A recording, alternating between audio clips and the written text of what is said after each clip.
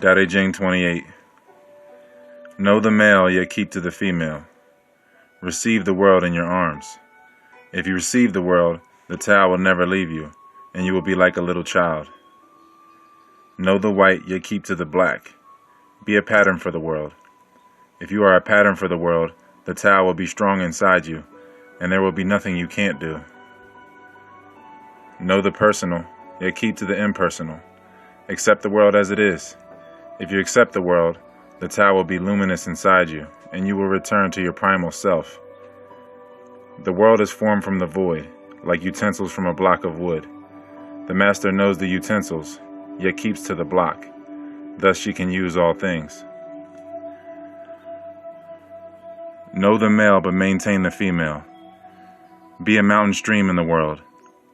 Be a mountain stream, the constant day will remain, returning you to being a newborn. Know the bright, but maintain the dark. Be an example in the world. Be an example, the constant day will not fail. It will return you to being limitless. Know your honor, but maintain your disgrace. Be a valley in the world. Be a valley, the constant day will satisfy, returning you to your simplicity. When the simple comes apart, the sage uses it as a tool. He becomes a public servant, and great systems are not shattered. There's a lot of ways of looking at 28. 28 is really wordy, but I like to break it down into the hemispheres of the brain. If you want to get wordy about it, the right brain, being the feminine, the left being the masculine, and knowing the male, the rational, separation, discernment, but keeping to the female, you realize the connection to the oneness, because that's the irrational. The connectedness of everything is the irrational or emotional awareness, or just the intangible awareness. So whereas the male is more so like the tangible intelligence.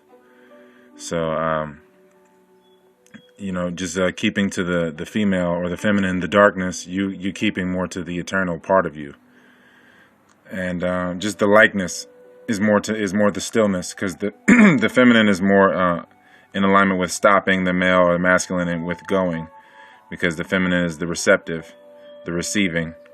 So again, receiving the world, the Tao will never leave you. You'll be like a child. You'll be endlessly renewed the more that you receive the world, instead of going for kind of attacking it more so in the male sense.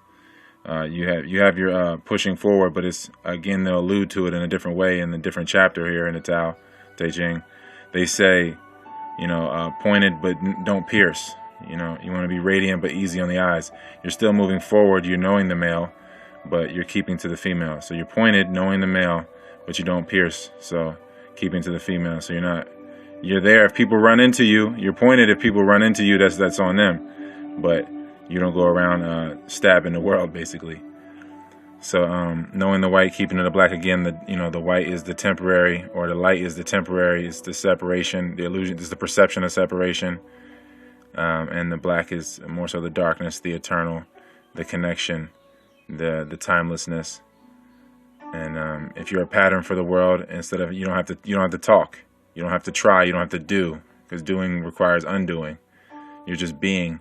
If you're just a pattern for the world, then the Tao will express itself in that pattern. Knowing the personal, you're not identifying with, with the personal, but you're using it as a tool to connect with people in a way that is, it's not trying to coerce them. If you come to people in an impersonal way, it's always going to come off as you trying to coerce or manipulate. So you accept the world as it is, and then, life will flow through you and around you. And you return to your primal self, and people will see themselves in you, because the primal self sets everything in accord with itself. So when other people see that being exuded off of something or someone, they naturally autocorrect and realign with that themselves, and the oneness is obvious. So the world is formed from the void, like utensils from a block of wood. The master knows the utensils, that keeps to the block. Again, it's just knowing the oneness, and then realizing that the oneness is broken down into parts to experience itself in multiplicity. The oneness is differentiating itself into forms to experience oneness and various ways, various angles or angels, however. So knowing the oneness, you can operate the tools accordingly, and you don't identify with the tools. You don't get lost in the false identity of the body or ego, what have you. So you keep to the primal identity, and then everything is available to you. Again, it's basically the same thing here. You look at, again, the day is the virtue. The virtue will satisfy. The virtue will bring you back to your simplicity. The constant virtue will not fail. The constant virtue will remain. It's all about returning back to that simplicity, that basicness, that oneness. This is as simple as it gets, pure. One ingredient. So, the valley, the constant day will satisfy. Being a valley, you're again, it's the humility.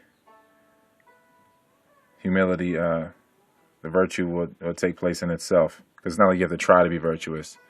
It's just more about posturing through proper identification, and then the virtue just happens of itself, like creation just happens from alignment.